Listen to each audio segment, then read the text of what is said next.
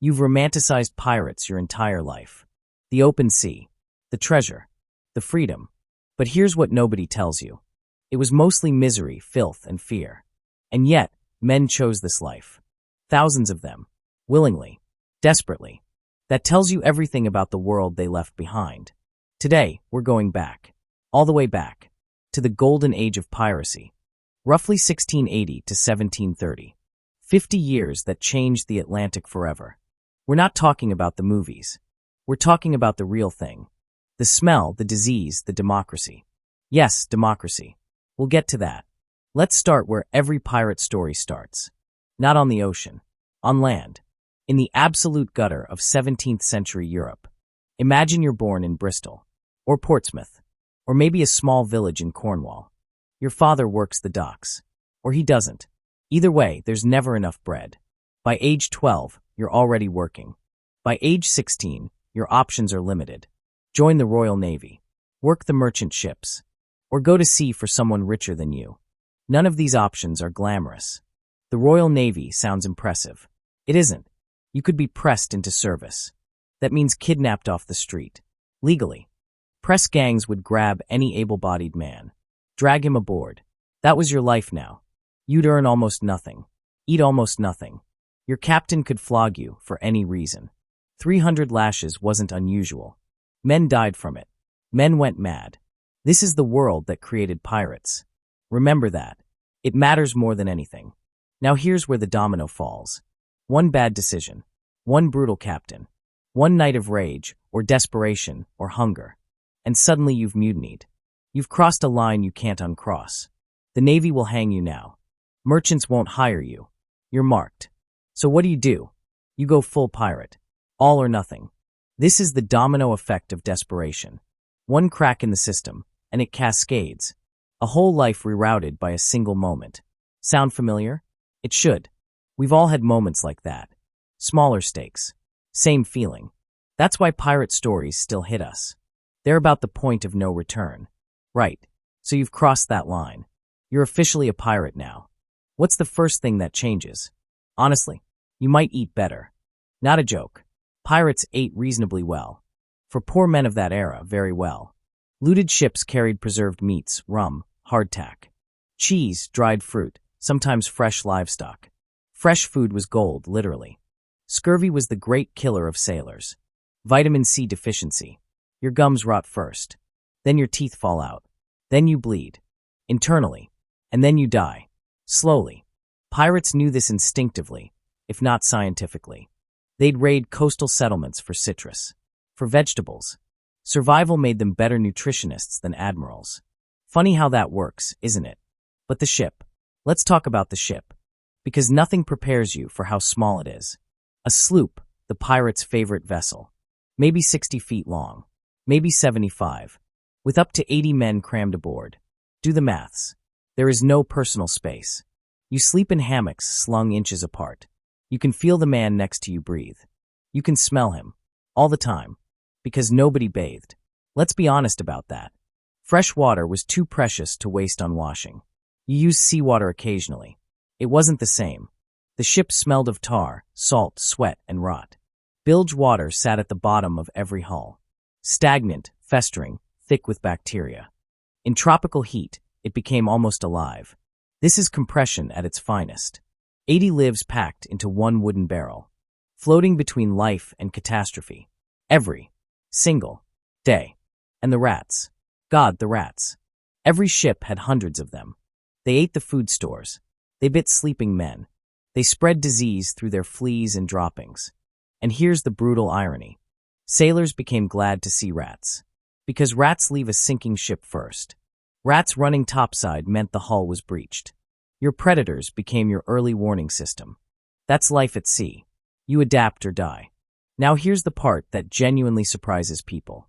Pirates were, in many ways, radically democratic. Not perfectly, but remarkably so for the era. When a pirate crew took a new ship, they didn't just follow the strongest man. They voted. Literally.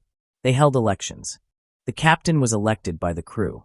And he could be voted out at any time. That's not how navies worked. At all. Naval captains had total, God-given authority. Pirates had checks and balances.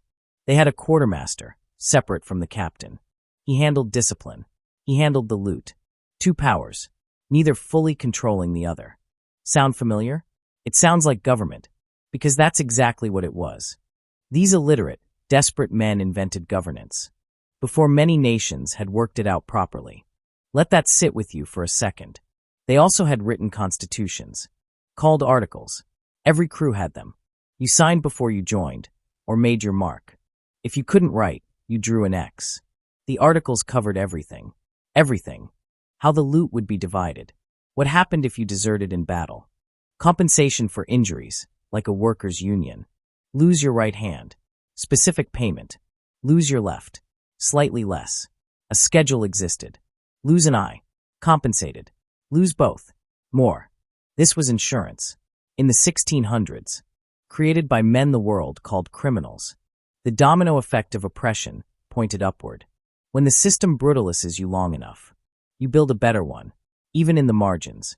Now let's talk about the captain, because the real ones were nothing like the movies. Let's start with Bartholomew Roberts. Black Bart, the most successful pirate who ever lived. Over 400 ships captured. 400. More than Blackbeard. More than Calico Jack. More than any pirate before or since. And he didn't drink alcohol. Tea. The man drank tea. He wore fine clothes. He played music.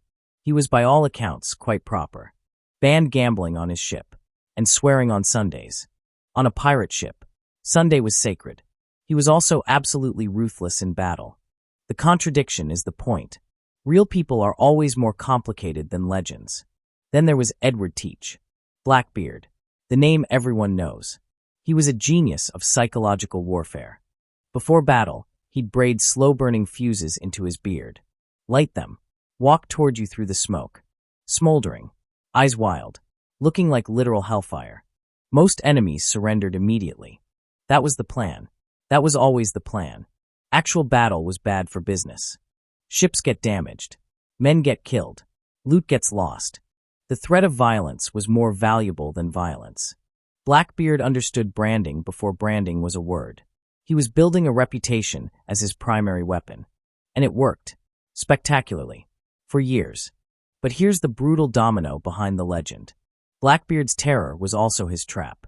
The more famous you became, the bigger the bounty. The bigger the bounty, the more hunters come. The more hunters, the harder to hide. Success in piracy was a countdown timer. Every captured ship ticked it closer to zero. Blackbeard died in 1718. He was maybe 35. Naval Lieutenant Robert Maynard cornered him. The fight was close quarters. Brutal. Personal. Blackbeard took 5 bullet wounds and 20 sword cuts. And kept fighting. He only fell when he ran out of blood.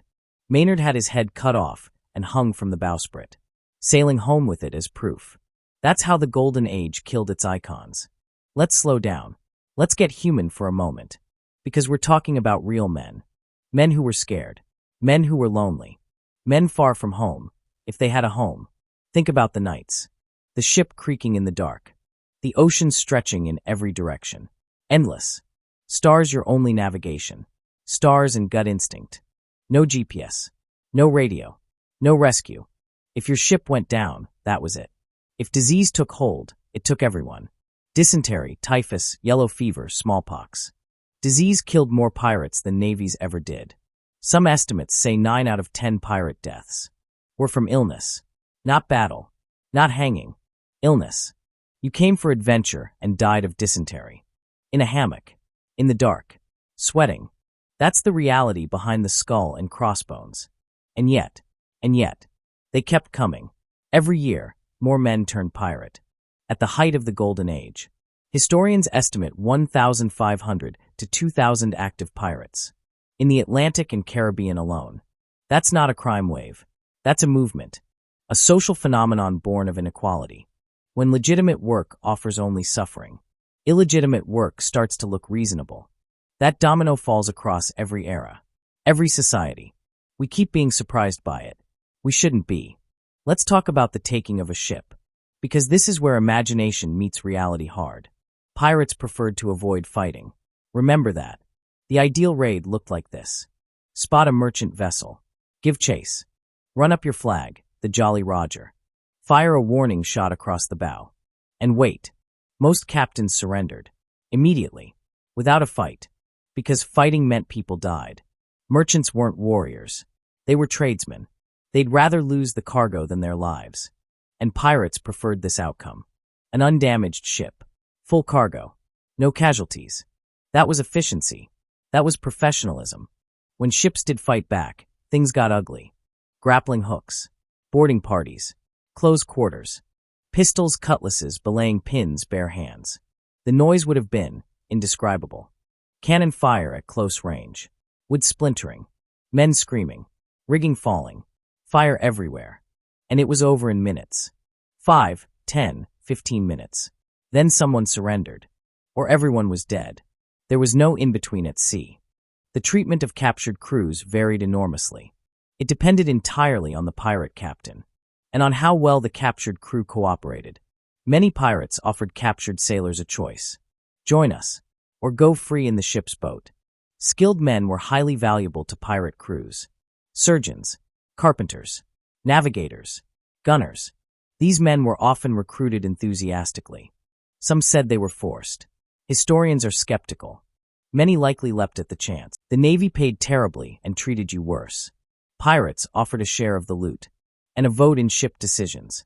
It wasn't a hard sell, if you're honest. Now the loot itself. What were they actually after? Gold and silver? Sometimes. Not always. The Atlantic trade routes carried everything. Sugar, the white gold of the Caribbean, more valuable per pound than almost anything else. Tobacco, indigo, spices, silks, rum, cocoa, coffee, salted fish, naval supplies, rope, canvas, anchors, ammunition. All of it had enormous value. A single merchant ship might carry the equivalent of millions in modern money. One good raid could set a crew for months. But here's the dark truth about pirate treasure. Most of it was spent almost immediately. Port towns like Nassau and Tortuga existed, specifically to separate pirates from their money. Rum, women, gambling, more rum, a fortune made in weeks, gone in days, then back out to sea, to do it again. The wheel kept turning, the trap kept closing. Let's talk about Nassau, the Republic of Pirates, the pirate utopia, Providence Island, Bahamas, early 1700s. At its peak, over 1,000 pirates based there. No law, no governor, no king, just a harbor full of stolen ships, and a town built entirely around there. Appetites, taverns, brothels, chandlers, arms dealers, surgeons who asked no questions, merchants who'd buy anything at any price. Nassau was the free market taken to its extreme. Supply and demand. No regulation. No conscience. It sounds almost utopian from this distance. It really wasn't. Violence was constant. Trust was rare. Men were killed over dice. Over women. Over looks. The absence of law meant the absence of safety. Every man was his own justice. And justice without structure is just revenge. Now here's a name you might not know. Woodes Rogers. Remember it. He's the man who ended Nassau, and arguably ended the Golden Age itself. Britain appointed him governor of the Bahamas in 1718. He arrived with warships, and a proclamation, a royal pardon, for every pirate who surrendered. Full amnesty, clean slate, start again. Hundreds took it, including Calico Jack, including and Bonnie. Those who refused, Rogers hanged them, publicly, on the Nassau waterfront. 8 men in one morning, to make absolutely certain the message landed. The age of tolerance was over. The domino of empire had finally caught up. And Nassau, that wild, dirty, beautiful chaos, was tamed inside a decade. But wait, you said in Bonnie. We need to talk about women pirates. Because this is where history gets genuinely extraordinary. Women on ships was considered catastrophically bad luck. Most pirate articles explicitly banned women aboard. And yet, a handful were there anyway. And Bonnie, Mary Red, possibly others. And Bonnie was Irish-born, raised in Carolina. She left her husband for a pirate, Calico Jack Rackham, known for his striped trousers. She sailed with him, dressed as a man, and fought, fiercely. By all accounts, Mary Red did the same, independently. had dressed as a boy since childhood, for reasons of survival in a brutal world. When the Navy caught Calico Jack's crew, most of his men were drunk. Below decks, the ones who fought back were Bonnie and Red, two women, against the boarding party.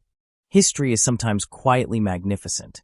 Bonnie reportedly told Jack before his hanging, "If you had fought like a man, you need not have hung like a dog." Then she walked away. What happened to her after is disputed. She disappears from the record, which honestly makes her more fascinating, not less. Let's get back to the daily reality, because we've been talking about captains and legends.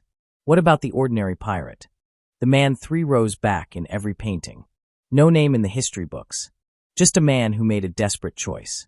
His day started before dawn. Always. The sea demanded early rising. Watches rotated, 4 hours on, 4 hours off. Sleep was fractured. Always fractured. Between watches, there was maintenance. Endless, grinding, physical maintenance. Scrubbing the decks. Tarring the rigging. Mending sails. Pumping bilge water. Checking the guns. Checking them again. Splicing rope. Patching hull leaks. A wooden ship was in constant decay. The ocean wanted it broken. You kept it whole. That was the real job. Not the fighting. The fighting was the exception. The maintenance was the life. And then there were the becalmed days. No wind. Nothing. The sails hanging slack. The sea flat as glass. Beautiful to look at. Maddening to experience. You couldn't move. Couldn't chase. Couldn't flee. You just waited. Day after day. Water rationed. Food rationed. Tempers rising. Men sat on deck playing cards. Mending clothes. Telling stories. Arguing. Gambling away shares they hadn't earned yet. Boredom at sea is its own kind of madness. You have nowhere to go. No escape. The crew was your whole world. Every minute. Conflicts compressed. Resentments built fast. That's why the articles mattered so much. Rules weren't philosophy aboard a pirate ship. They were survival. Let's talk about what happened when someone broke them. Punishment on pirate ships was structured. Not absent. Not random. Structured. The quartermaster handled most disputes. Minor theft, flogging. Usually. Major theft, marooning. Which sounds almost poetic. It wasn't. To be marooned meant dropped on a sandbar. Or a deserted island. With minimal supplies. A pistol with 1 shot, if they were merciful.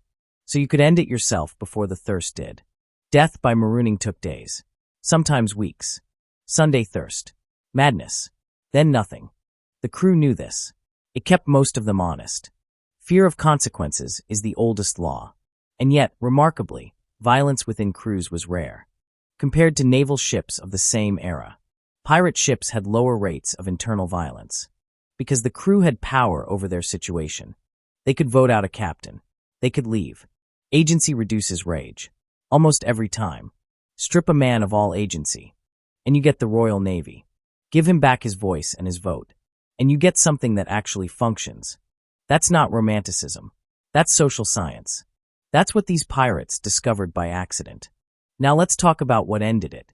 Not just Rogers in Nassau. The whole Golden Age. Why did it end? 3 dominoes. All falling at once. First, the wars ended. The War of Spanish Succession finished in 1714. Suddenly thousands of naval veterans were unemployed. Dumped ashore with no pay. No prospects. They'd fueled the pirate boom. Now they were gone. Second, Britain got serious. The Royal Navy expanded. Massively. Deliberately. Specifically to hunt pirates in the Atlantic. More ships. More hunters. Smaller hiding places. Third, trade routes hardened. Merchants started traveling in convoys. Armed escorts. Fortified ports. Better guns. The easy prey dried up. And piracy without easy prey isn't sustainable. The margins closed. The profession died. By 1730, the Golden Age was essentially over. The hangings became the final punctuation. Pirates weren't hanged quietly. In private, they were hanged at Execution Dock in London, at the low-tide line of the Thames, where maritime law applied, where the sea could watch. The body was left until 3 tides had washed over it, sometimes tarred, sometimes caged in iron, left on display at the river's entrance. Every ship sailing in or out saw it. The message could not have been clearer. This is what we do to those who defy us. Empire communicates through the bodies it leaves behind. And yet the mythology grew. Even as the men died, even as the age ended, the stories got bigger, more golden. A General History of the Pirates, published in 1724. Author listed as Captain Charles Johnson. Possibly Daniel Defoe. Nobody is certain. It was a sensation, bestseller of its era. Lurid, exciting, heavily embellished. And it created the pirate mythology we still carry. The walking the plank, mostly invented. The buried treasure map, almost entirely fiction. The talking parrot, one documented case. Probably. The eye patch, often just fashion. The peg leg? Alexander Exquemelin documented one case. We built a whole aesthetic on fragments and fantasy. And the fragments were compelling for a reason. They pointed at something real underneath. The real thing underneath was this. These were men who said enough. Enough poverty. Enough beatings. Enough servitude. Enough of being the machinery in someone else's empire. They chose risk over certainty. Chaos over control. Freedom over safety. And yes, they became violent. Yes, they terrorized innocent merchants. They were not heroes. We should be clear. Many were brutal. Many were cruel. The romanticization has real limits. But the impulse, the original impulse, that impulse is universal. That impulse is human. The refusal to be ground down without a fight. You feel it too, in smaller ways. That's why the skull and crossbones still thrills you. That's why it's on t-shirts and tattoos and flags. Not because pirates were good, because they were defiant. And something in us never stops admiring defiance. Let's end where we began. A young man on a dock, somewhere in Britain or the colonies, watching a pirate ship sail out of harbor. He's heard the stories. He's seen the hanged men. He knows what this probably leads to. Disease, violence, a short life, an ugly end. And he signs up anyway. Because the alternative, a lifetime of servitude, a lifetime of being nobody, feels worse than dying at sea as someone. That calculation is heartbreaking. And it's not as historical as we'd like to think. People make versions of it every single day. The systems that create desperate choices don't go away just because the ships do. They just take different shapes. The Golden Age of Piracy lasted roughly 50 years. In that time, a few thousand men changed the Atlantic, the law, and the imagination. They were thieves and killers and sometimes survivors. They built democracies at sea when none existed on land. They created insurance when insurance barely existed. They held elections before most people could vote. And they died mostly forgotten. In hammocks, on sandbars, on gallows, a long way from home. But their story didn't die. It just keeps coming back. In books and films and flags and tattoos. In every person who ever looked at the ocean and thought, what if I just kept going? What if I just sailed away? That feeling is the real golden age. And it never ended. It never will.